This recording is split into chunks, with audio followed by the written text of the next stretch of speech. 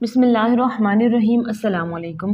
ایک دفعہ ایک عیسائی بادشاہ نے چند سوالات لکھ کر حضرت عمر رضی اللہ تعالیٰ عنہ کے پاس بھیجے اور ان کے جواب آسمانی کتابوں کے روح سے دینے کا مطالبہ کیا۔ ان میں سے ایک سوال تھا کہ وہ کون سی قبر ہے جس کا مردہ بھی زندہ اور قبر بھی زندہ، اور قبر اپنے مدفون کو سیر کرواتی پھرتی تھی، پھر وہ مردہ قبر سے باہر نکل کر کچھ عرصے زندہ رہ کر وفات پایا۔ حضرت عمر رضی اللہ تعالیٰ عنہ نے حضرت عبداللہ بن عباس رضی اللہ تعالیٰ عنہ کو فرمایا کہ ان سوالات کے جوابات لکھ دیں۔ حضرت عبداللہ رضی اللہ تعالیٰ عنہ نے اس سوال کا جواب تحریر فرمایا۔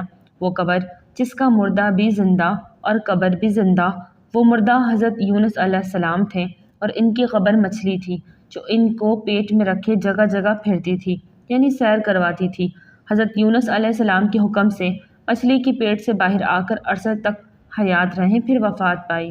حضرت یونس علیہ السلام کا واقعہ، جس کا کچھ حصہ تو خود قرآن مجید میں مذکور ہے اور کچھ روایت حدیث و تاریخ سے ثابت ہے، وہ یہ ہے کہ حضرت یونس علیہ السلام کی قوم عراق میں موصل کے مشہور مقام نینوا میں بستے تھے۔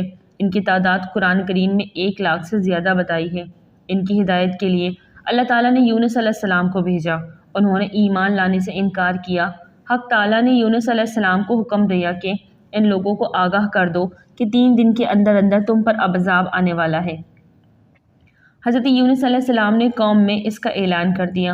قوم یونس نے آپس میں مشورہ کیا تو اس پر سب کا اتفاق ہوا کہ ہم نے کبھی یونس علیہ السلام کو جھوٹ بولتے نہیں دیکھا، اس لیے ان کی بات نظر انداز کرنے کی قابل نہیں۔ مشورے میں یہ طے ہوا کہ یہ دیکھا جائے گا کہ یونس علیہ السلام رات کو ہمارے اندر اپنی جگہ مقیم رہتے ہیں تو سمجھ لو کہ کچھ نہیں ہوگا، اگر وہ یہاں سے کہیں چلے گئے تو یقین کر لو کہ صبح کو ہم پر عذاب آئے گا۔ حضرت یونس علیہ السلام بارشاد خداوندی رات کو اس بستی سے نکل گئے۔ صبح ہوئی تو عذاب الہی کی ایک سیاہ دھواں بادل کی شکل میں ان کی سروں پر منڈلانے لگا اور فضا آسمانی سے نیچے ان کے قریب ہونے لگا، تو ان کو یقین ہو گیا کہ اب ہم سب ہلاک ہونے والے ہیں۔ یہ دیکھ کر حضرت یونس علیہ السلام کو تلاش کیا، ان کے ہاتھ پر مشرف و ایمان ہو جائے اور پچھلے انکار سے توبہ کر لے، مگر یونس علیہ السلام کو نہ پایا تو خود ہی اخلاص نیت کے ساتھ توبہ استغفار میں لگ گئے۔ بستی سے ایک میدان میں نکل آئے، عورتیں، بچے اور جانور سب اس میدان میں جمع کر دیے گئے۔ ٹاٹ کے کپڑے پہن کر عجزوزاری کے ساتھ اس میدان میں توبہ کرنے اور عذاب سے پناہ مانگنے میں اس طرح مشغول ہوئے کہ پورا میدان آہ و بکا سے گونجنے لگا۔ اللہ تعالیٰ نے ان کی توبہ قبول فرما لی اور عذاب ان سے ہٹا دیا، جیسا کہ اس آیت میں ذکر کیا گیا ہے۔ روایت میں ہے کہ عاشوراء یعنی 10ویں محرم کا دن تھا۔ ادھر حضرت یونس علیہ السلام بستی سے باہر اس انتظار میں تھے کہ اب اس قوم پر عذاب نازل ہوگا۔ ان کی توبہ استغفار کا حال ان کو معلوم نہ تھا۔ جب عذاب ٹل گیا تو ان کو فکر ہوئی کہ مجھے جھوٹا قرار دیا جائے گا، کیونکہ میں نے اعلان کیا تھا کہ 3 دن کے اندر عذاب آ جائے گا۔ اس قوم میں قانون یہ تھا کہ جس شخص کا جھوٹ معلوم ہو اور وہ اپنے کلام پر کوئی شہادت نہیں پیش کرے تو اس کو قتل کر دیا جاتا تھا۔ یونس کو فکر ہوئی کہ مجھے جھوٹا قرار دے کر قتل کر دیا جائے گا۔ انبیاء علیہ السلام ہر گناہ و معصیت سے معصوم ہوتے ہیں، مگر انسانی فطرت و طبیعت سے جدا نہیں ہوتے۔ اس وقت یونس علیہ السلام کو طبعی طور پر یہ ملال ہوا کہ میں نے باحکم الہی اعلان کیا تھا اور اب میں اعلان کی وجہ سے جھوٹا قرار دیا جاؤں گا، اپنی جگہ واپس جاؤں، کس منہ سے جاؤں اور قوم کے قانون کے مطابق گردن زنی بنوں۔ اس رنج و غم اور پریشانی کے عالم میں اس شہر سے نکل جانے کا ارادہ کر کے چل دیے، یہاں تک کہ بحیرہ روم کے کنارے پہنچ گئے۔ وہاں ایک کشتی دیکھی جس میں لوگ سوار ہو رہے تھے۔ یونس علیہ السلام کو ان لوگوں نے پہچان لیا اور بغیر کرائے کے سوار کر لیا۔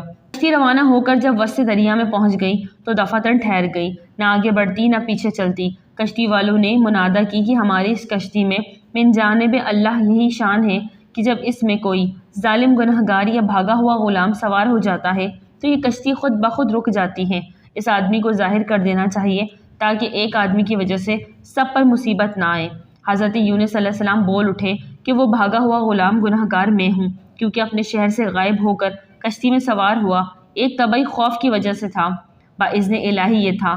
اس بغیر اذن کے اس طرف آنے کو حضرت یونس علیہ السلام کو پیغمبرانہ شان نے ایک گناہ قرار دیا کہ پیغمبر کی کوئی نقل و حرکت بلا اذن کی نہیں ہونی چاہیے تھی، اس لیے فرمایا کہ مجھے دریا میں ڈال دو، تم سب اس عذاب سے بچ جاؤ گے۔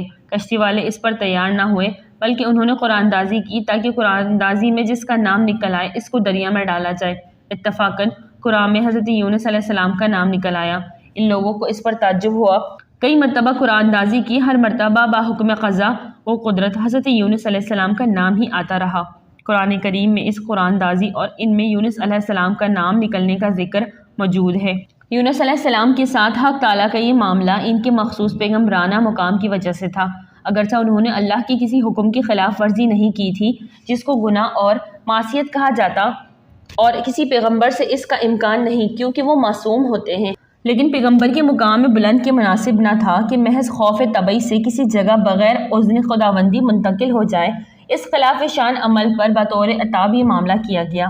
اس طرف قرآن میں نام نکل کر دریا میں ڈالے جانے کا سامان ہو رہا تھا، دوسری طرف ایک بہت بڑی مچھلی بحکم خداوندی کشتی کے قریب منہ پھیلائے ہوئے موجود تھی۔ یہ دریا میں آئی اور ان کو اپنے پیٹ میں جگہ دی، جس کو حق تعالیٰ نے پہلے سے حکم دے رکھا تھا کہ یونس علیہ السلام کا جسم جو تیرے پیٹ کے اندر رکھا جائے گا یہ تیری غذا نہیں بلکہ ہم نے تیرے پیٹ کو ان کا مسکن بنایا ہے۔ یونس علیہ السلام دریا میں گئے تو فوراً اس مچھلی نے منہ میں لے لیا۔ حضرت عبداللہ بن مسعود رضی اللہ تعالیٰ عنہ نے فرمایا کہ یونس علیہ السلام اس مچھلی کے پیٹ میں 40 روز رہے، ان کو زمین کے تہ تک لے جاتی اور دور دراز کی مسافتوں میں پھرتی رہی۔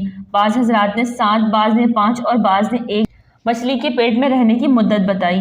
حقیقت حال اللہ تعالیٰ کو معلوم ہے۔ اس حالت میں حضرت یونس نے یہ دعا کی، لا الہ الا انت سبحانک انی کنت من الظالمین۔ اللہ تعالیٰ نے اس دعا کو قبول فرما لیا اور بالکل صحیح سالم یونس علیہ السلام کو دریا کے کنارے پر ڈال دیا۔ مچھلی کے پیٹ کی گرمی سے ان کے بدن پر کوئی بال نہ رہا تھا۔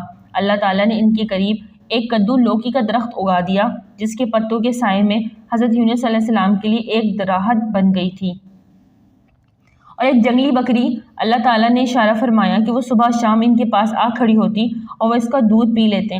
اس طرح حضرت یونس علیہ السلام کو اس لغزش پر تنبیہ بھی ہو گئی اور بعد میں ان کی قوم کو بھی پورا حال معلوم ہو گیا۔ ناظرین، ویڈیو اچھی لگے تو لائک کر دیں، چینل کو سبسکرائب کر دیں اور دعاؤں میں یاد رکھیں۔ السلام علیکم۔